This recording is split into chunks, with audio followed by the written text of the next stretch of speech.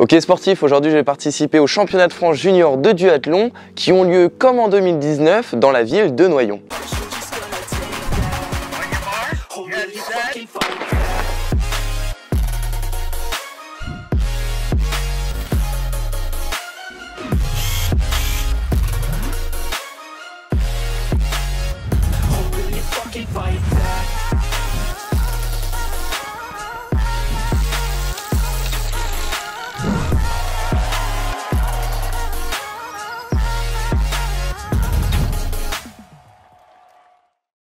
Et oui, comme en 2019, nous retrouvons de gros concurrents à l'image de Briactance ou encore Kylian Carpentier, l'ancien champion de France, mais aussi Loris Lala qui n'avait pas été là l'année dernière et cette fois-ci il est là pour en découdre. Je vous ai présenté mes 3 principaux concurrents, mais nous ne sommes pas à l'abri d'un rebondissement avec notamment des autres adversaires qui viennent. Nous allons ainsi concourir ensemble sur un duathlon taille S, soit 5 km de course à pied, 20 de vélo et 2,5 km de course à pied pour finir. Et étant donné que les images valent mieux que 1000 mots, je vous emmène avec moi sur cette course afin de vous la raconter plus en détail. Vous me suivez ? Nous sommes ainsi partis pour les championnats de France de duathlon qui, comme pour la dernière édition, ont lieu sur Noyon. Soit à 1h30 de mon domicile, autant vous dire que nous avons dû traverser la campagne de l'Oise avant d'arriver sur Noyon. Et après ce trajet en voiture, ça fait du bien d'être arrivé et nous découvrons le magnifique rond-point du boulevard Carnot où il figure pas moins de 20 drapeaux, tous flottant convenablement en vue du vent, assez conséquent présent en ce jour de compétition. Je suis bien arrivé, mais malheureusement il y a un petit problème avec mon dossard. En effet, étant donné que je n'ai pas participé au sélectif qualificatif, j'étais au match européen sur 10 km à Oderzo, dont la vidéo ne va pas tarder à sortir. Voici là où je prendrai mon départ. Alors là-bas, vous pouvez voir le départ Intersport. Et en fait, il y a tout ça, c'est le SAS 5, il est là.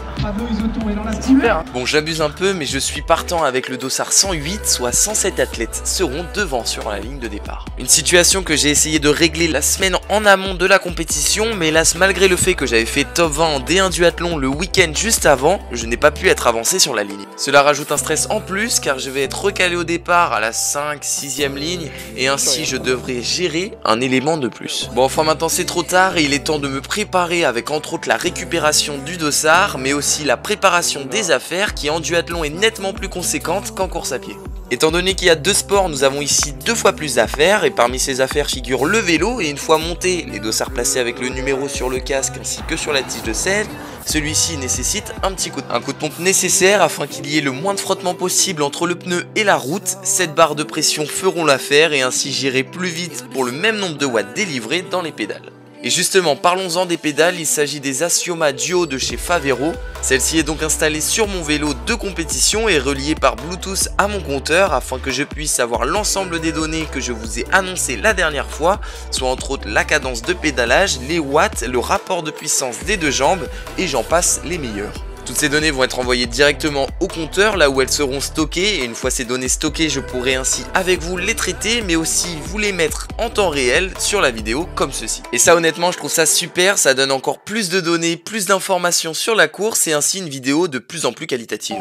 En effet, vous spectateurs, vous êtes davantage divertis, vous pouvez savoir le nombre de watts que je délivrais au moment même, et ça, c'est vraiment super. C'est pour cela que j'aimerais sincèrement remercier l'équipe Favero pour ces pédales Asioma Duo, qui, si vous avez bien compris, m'accompagnera à présent sur l'ensemble des duathlons et me permettront de vous proposer des vidéos d'autant plus immersives comme je les aime. Voilà, le lien de la boutique où vous pouvez retrouver ces pédales est en description, n'hésitez pas à aller y faire un tour, honnêtement c'est des bonnes pédales, de quoi s'entraîner comme il faut.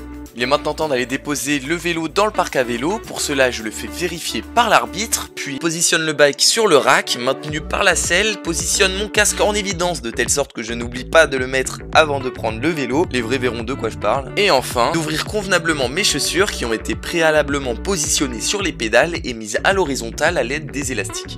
Une fois l'ensemble de mes affaires positionnées de telle sorte que tout soit prêt pour que je ne perde le moins de temps possible lors de la transition, je quitte le parc et m'empresse d'aller m'échauffer étant donné que le départ est à présent dans moins de 45 minutes. Je m'élance dans ce cas pour une vingtaine de minutes de footing, là où je croise Florian Dupré qui lui aussi partait pour un footing. Ainsi cela tombe bien, Florian est un copain qui court avec moi lors des Grands Prix de D1 duathlon et la veille il a simplement terminé 16e des championnats de France de duathlon élite, une performance remarquable, bravo à lui. Une fois le footing fini, petit détour au water afin de s'alléger un coup, des toilettes typiques de compétition et autant vous dire qu'en fin de journée, comme c'est notre cas, dedans c'est un peu la guerre. C'est le caca du bon résultat. C'est le caca du bon résultat. Ah, le caca du très bon résultat là. Le caca c'est délicieux. Une fois bien allégé, nous passons aux gammes et là nous changeons pas nos habitudes. Ainsi pour ma part il s'agira d'effectuer montée de genoux, talons fesses, jambes tendues avant de terminer sur des accélérations. Allez, petit détour à la voiture afin de m'hydrater et fixer les derniers petits réglages. Justement, parlons des derniers petits réglages, c'est surtout de la vérification, passant de la vérification de la puce jusqu'à la vérification du porte-dossard, un porte-dossard où il figure le dossard qui devra être passé à l'avant pour les segments en course à pied et à l'arrière pour les segments en vélo. Hop. Allez-y. T'as perdu 10 secondes.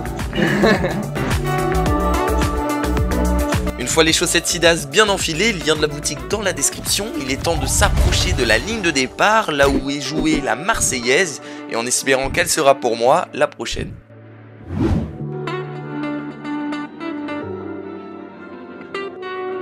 Mais ça, nous verrons bien, car en effet, tout est encore à faire.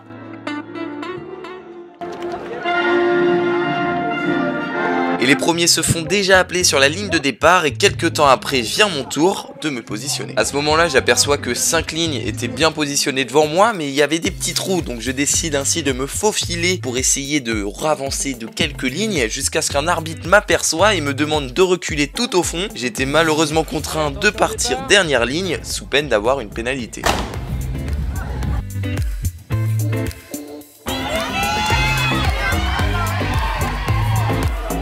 Et ça y est, nous nous élançons pour la première partie de la course, soit 5 km, et très vite les premières bousculades dans le peloton se font ressentir, jusqu'à même apercevoir une chute loin de moi. Fort heureusement, je n'étais pas impliqué dedans, mais enfin ça bouscule et clairement l'objectif de ces premiers hectomètres est de se faire une place pour rester debout. Une fois plus ou moins dégagé, avec ici environ la 50e place, il fallait faire attention aux chaussures qui sont avec les lacets élastiques pas très bien attachés. Il fallait ainsi que personne marche dessus sous peine de devoir faire demi-tour pour les récupérer. Cette situation était réellement ma hantise.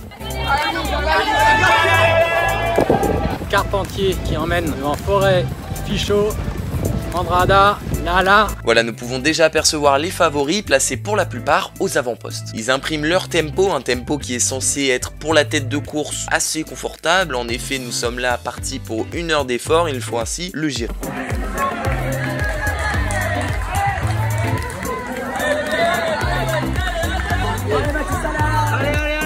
Et justement, en parlant de gérer son effort, pour ma part, je continue à ma belle remontée dans le peloton en passant de la 50e position à la 20e avant de passer au rond-point du boulevard Carnot, là où nombreux sont les spectateurs. Je continue ainsi de me frayer un chemin jusqu'à ce que j'arrive enfin à la tête de course, là où directement je décide de secouer le cocotier en maintenant mon allure. Et là, ça passe en 2,49 au premier kilo. 2 minutes 49 au premier kilomètre, cela reste moins rapide, enfin nettement moins rapide que les 2 minutes 40 en D1 duathlon, je suis ainsi habitué à ces allures. Et honnêtement c'est à l'aise que je poursuis mon effort en espérant que des coureurs sautent dans ma foulée. Allez Baptiste, allez. Allez, un spécialiste de course à pied aux avant-postes. Baptiste Cartiot. Très bon coureur à pied. 5,50 au 2000 pour Baptiste et pour le groupe, puisque le groupe est quasiment là. Et oui, le groupe est quasiment là et c'est réellement ce que je voulais, car clairement je ne pouvais pas partir seul à vélo. Il fallait ainsi que je fasse en sorte d'étirer un maximum le peloton jusqu'à ce que celui-ci se scinde en plusieurs parties. Et justement, enfin, voici la première partie avec ici 12 athlètes, mais enfin 12 sur ce type de parcours, c'est encore un peu trop. Allez Baptiste, allez. Allez Baptiste, allez. Ils sont pour l'instant encore 12 dans ce groupe de tête. 12 à avoir fait une cassure. Et oui, un peu trop, car avec un nombre d'athlètes aussi important, ça risque de se regarder à vélo et ainsi ne pas trop avancer. 3 secondes d'avance sur le petit groupe derrière. 8 minutes 50 aux 3000 mètres, je continue d'écrémer le peloton et honnêtement je suis plutôt bien sur ces allures, je me sens à l'aise et là nous allons attaquer la côte, là où l'écrémage risque d'être accéléré. 8,50 aux 3000. En gros depuis le début ils ont fait un premier kilo à 2,49 et ensuite 3 minutes. Et justement là voici la côte, nous l'attaquons sans ronchonner. La côte qui fait mal pour tout le monde, mais sans doute plus qu'on est à l'arrière. Et justement là nous observons Kylian Carpentier, l'un de mes principaux concurrents et vainqueur de l'édition précédente, qui rencontre une défaillance soit un point de côté ici dans cette côte et il se prend très vite plusieurs hectomètres de retard. Il n'avait à présent plus qu'à espérer un retour sur le vélo et c'est mal parti pour lui car à la tête nous sommes actuellement 5, soit un très bon nombre pour espérer partir ensemble à vélo comme nous avons pu le faire en 2019 avec Briac et Kylian, une échappée qui avait été au bout. Eh Baptiste, allez. Tu déroules, c'est une descente, tu déroules. Là clairement sur le vélo nous aurons réellement cet objectif et justement la transition à la suite de ces 5 km arrive vite après cette très grande et longue descente qui nous ramène sur le rond-point. Allez, ils sont 5 devant.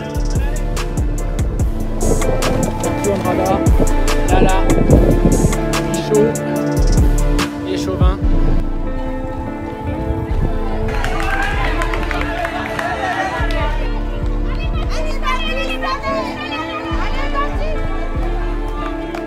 Tandis que derrière c'est vraiment dispatché, c'est pour cela que je me permets d'insister, à 5 nous avons réellement de quoi jouer. 5 km de course à pied bouclée, nous sommes plus que 5 après 14 minutes 59 de course et honnêtement j'étais plutôt pas mal, encore bien lucide, de quoi bien réussir ma transition. Allez Baptiste. Voilà, également, vous avez compris, un génomètre dans la personne. Nous voici entrés dans le parc à vélo, là où il ne fallait pas se tromper, bien mettre le casque avant de prendre son vélo, sous peine de prendre une pénalité, ce dont je souhaitais éviter par-dessus tout. Allez hop, j'arrive devant mon rack, m'empare de mon casque, le clips, tout en enlevant les chaussures en simultané. Des chaussures qui doivent bel et bien rester dans ma zone de transition, et une fois cela fait, je prends mon vélo et sors du parc avec le vélo à la main. Baptiste qui part déjà avec son vélo, il était plus loin. Là, en brada. Et voilà, après une transition express, plus ou moins sans pépin, vous pouvez apercevoir que nous sommes plus que 3. En effet, Baptiste Fichot a rencontré de gros problèmes pour mettre ses chaussures, tandis que pour Chauvin, c'est la mise en place du casque qui l'a retardé.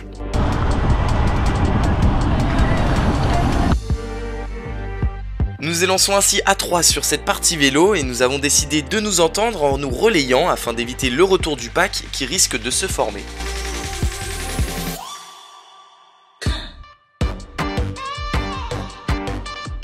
Ainsi nous perdons pas plus de temps, embrayons d'entrée et arrivons très vite au pied de la seule et unique côte du tour, une côte de 300 mètres de long avec 14 mètres de dénivelé positif que nous allons effectuer étant donné qu'il y a 5 tours 5 fois et vous verrez qu'elle suffira à elle seule pour faire de très gros dégâts.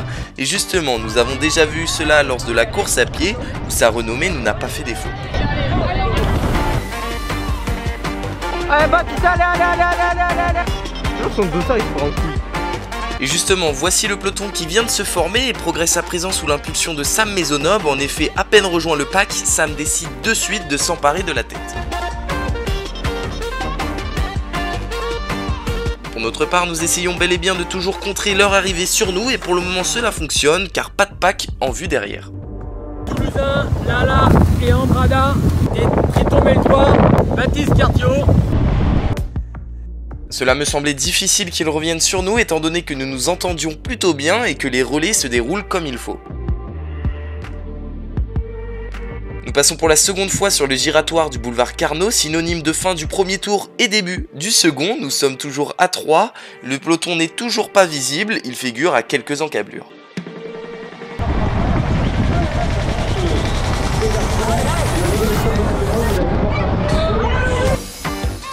Et clairement nous ne sommes pas renseignés des écarts entre nous et le peloton, nous poursuivons ainsi notre effort mais un peu à l'aveugle, ce qui n'est pas très motivant.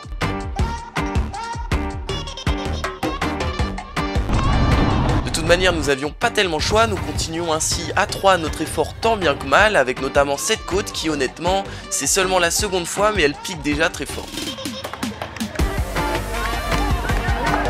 Allez Baptiste, allez.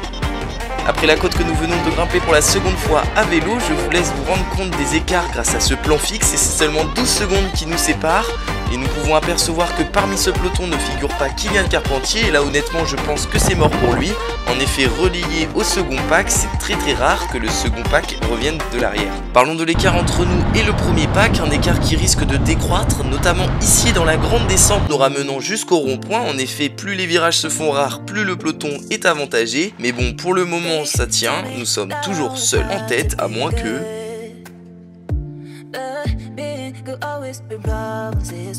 Et merde, et oui, à ma plus grande surprise, nous nous sommes fait rattraper. D'entrée, c'est le moment qu'a décidé Briac pour porter son attaque. Bravo. Allez.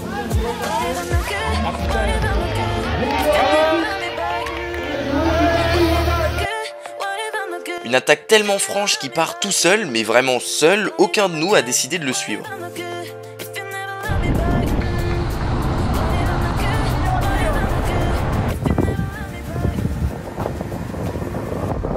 D'avance, 10 secondes d'avance pour Fetz. Pour ma part, je ne l'ai pas suivi car honnêtement partir à deux alors qu'il reste plus de 3 tours de vélo, je me suis dit que ça n'ira probablement pas au bout et que cela risque d'être trop fatigant pour la seconde course à pied. Mais bon, il ne fallait pas non plus le laisser partir de trop sous peine de voir le titre de champion de France s'envoler. Et c'est Loris Lala qui fait l'effort pour que Briac ne nous mette pas trop d'avance. Et là, si vous réfléchissez bien, je suis clairement plutôt bien, j'ai mes deux potentiels plus grands concurrents qui se prennent tout le vent, appuient sur les pédales sans faire semblant et ainsi se fatiguent pendant ce temps. Là, je suis certes un peu attentiste, mais clairement je ne voyais pas l'intérêt de rouler, sachant que j'étais persuadé que nous allons revenir sur lui. Et si ce n'est pas sur le vélo, ça aurait été sur la seconde cape, car il aura beaucoup trop donné. Et justement, le voici en plein effort, il n'oublie pas de s'hydrater, car là honnêtement, il perd beaucoup d'eau. Et voilà, ma stratégie a bel et bien fonctionné. En effet, le peloton a fini par se relayer et Briac a très vite cédé à l'attaque du peloton. Celui-ci a simplement fait un tour à bloc. D'ailleurs, il a pris des couleurs et là, honnêtement, il en a perdu des cartouches.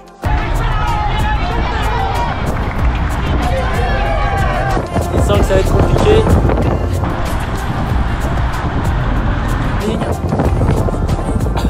Et on est à nouveau sur un groupe. Le peloton progresse, bon autant vous dire que depuis que Briac a été rattrapé, personne ne force et là ça se regarde.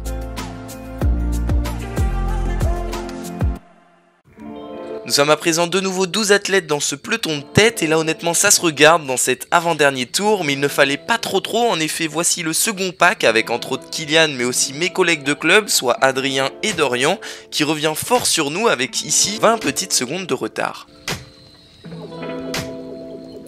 Un groupe qui comme nous essaye de progresser, mais rares sont les personnes qui veulent prendre la tête car il est préférable de s'économiser. Et moi le premier, ici je ne voyais pas l'intérêt de prendre des relais, alors je ne relais pas mais reste vigilant aux potentielles attaques. Et c'est pour cela que je me trouve ici non loin de la tête du peloton, entre la seconde et la 5e place.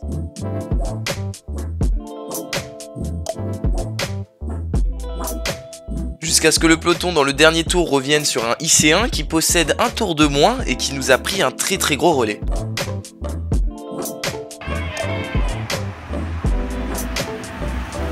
Allez Baptiste, allez. Une situation qui habituellement n'arrive jamais, mais bon, étant donné que nous en étions bénéficiaires, nous n'avons pas hésité avant de sauter dans la roue.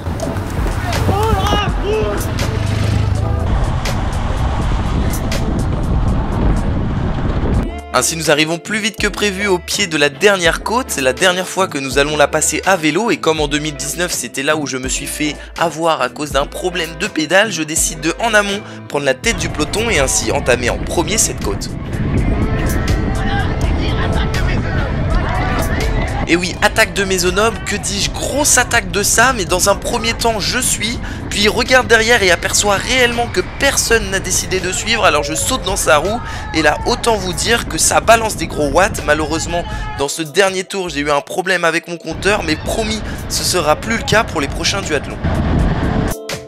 Bon, après avoir mis environ 800 watts dans la côte, nous voici sur le plat où Sam continue son effort et me demande de prendre un relais. Un relais que je prends, mais par la suite, lorsqu'il reprend la tête, j'ai eu un mal fou à ressauter dans sa roue. Et là, j'ai compris que je ne pouvais plus du tout lui prendre un relais, sous peine d'exploser.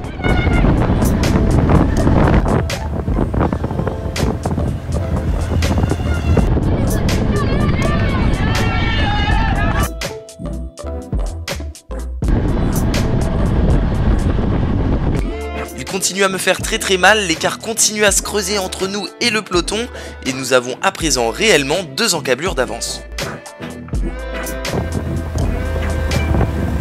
Toujours personne derrière. Et il va falloir se préparer à la dernière course à pied, c'est pour cela que j'en profite pour m'hydrater car la seconde cape, c'est là où tout va se jouer. Toujours personne au virage. Allez, ça sort au virage maintenant. Ils ont toute la ligne droite d'avance. Et justement, nous voici à l'entrée du parc, là où il faut bien être vigilant au fait de poser le pied avant la ligne, sous peine d'avoir une pénalité.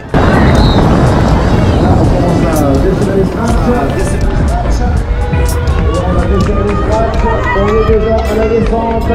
Et voilà. En deuxième position, Patrick. 15 secondes alors que Billac lancé arrive. On a 18 secondes. 18 secondes de retard. Et oui, 18 secondes, c'est l'avance que nous avons mis à l'issue des 2 derniers kilomètres de vélo. Là, il faut faire une transition express. Je l'effectue avec un sans faute et je suis le plus rapide en T2. Voilà, Mathis Cardio. Allez Baptiste, allez Baptiste. Allez Baptiste, allez. Cardio qui s'élance et qui part peut-être vers le titre avec sa désolante. Allez l'équipe. Allez Baptiste, allez, derrière sa grimace, allez. Et ça y est, je m'élance sur cette dernière course à pied, une course à pied qui fait très mal, une course à pied qui va déterminer le champion de France junior 2021 de duathlon. Et pour le moment, avec mes 5 secondes d'avance sur Sam et mes 25 secondes d'avance sur le reste, je suis bien parti, mais tout n'est pas encore joué.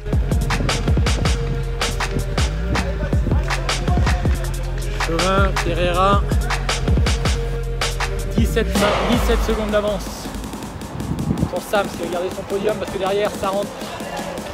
Alors qu'à l'avant de la course, eh bien, les cheveux au vent toujours, Baptiste Carpio, c'est un cavalier seul. Ouais, Baptiste Carpio, donc, du haut de ses 18 ans, on ne l'attendait pas forcément aujourd'hui, même si on le connaissait un petit peu, mais ça remontait à un moment, hein, cette performance, donc voilà pourquoi on parle de surprise.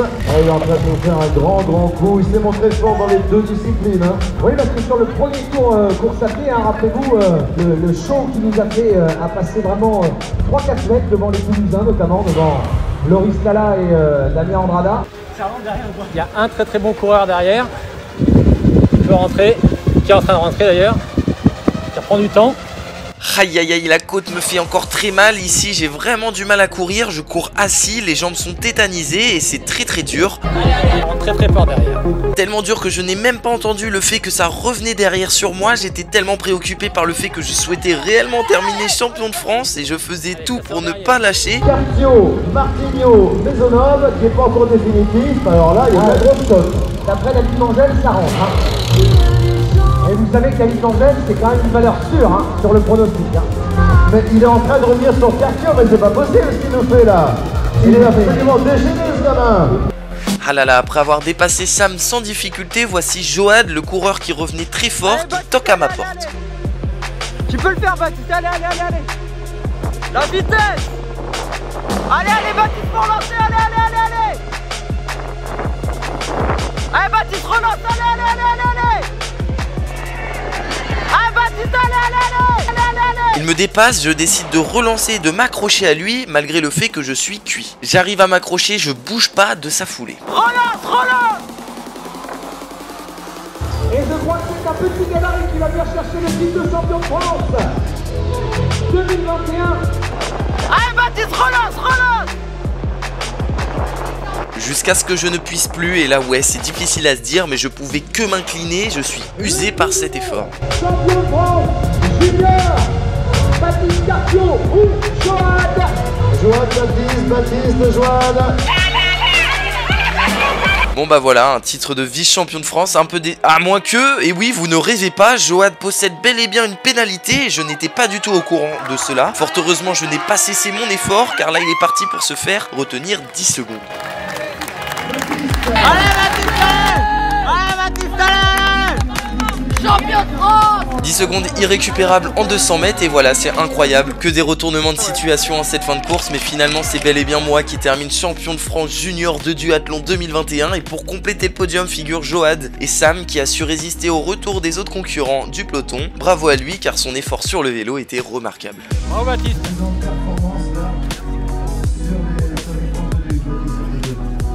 Je vais me reposer une semaine et puis je vais partir sur les franges de cross avec, je l'espère, une qualification au championnat d'Europe de cross. Et voilà, tout le monde arrive très regroupé tout de même et termine avec ce duathlon taille S qui, en vue de l'ensemble de nos visages, a été très usant. Il nous a absolument épaté de bout en bout de cette épreuve. Il porte les couleurs des Tritons Meldois, il est sacré champion de France junior aujourd'hui, Baptiste Cartiot. C'est très heureux d'endosser une nouvelle fois ce maillot de champion de France que je monte sur le podium, de quoi clôturer cette longue saison de la meilleure des manières. Et j'ai certes bien réussi en individuel, mais ce n'est pas tout, en effet même par équipe avec Dorian et Adrien, nous terminons second et ça c'est aussi très chouette. Pour les Tritons Meldois. Il se rattrape sur ce podium club du triathlon Toulouse Métropole. Ceux qui se demandent pourquoi Joad a une pénalité de 10 secondes, c'est simplement parce qu'il a fait une erreur lors de la transition numéro 2. En effet, comme vous pouvez l'apercevoir, ici il enlève son casque avant d'avoir posé son vélo, ce qui n'est pas autorisé par le règlement. Enfin bref, c'est heureux que je quitte cette ville de Noyon. Je vous mets les résultats de la course juste ici. J'espère que cette vidéo vous a plu et sur ce, je vous dis à bientôt. Champion de France junior garçon 2021.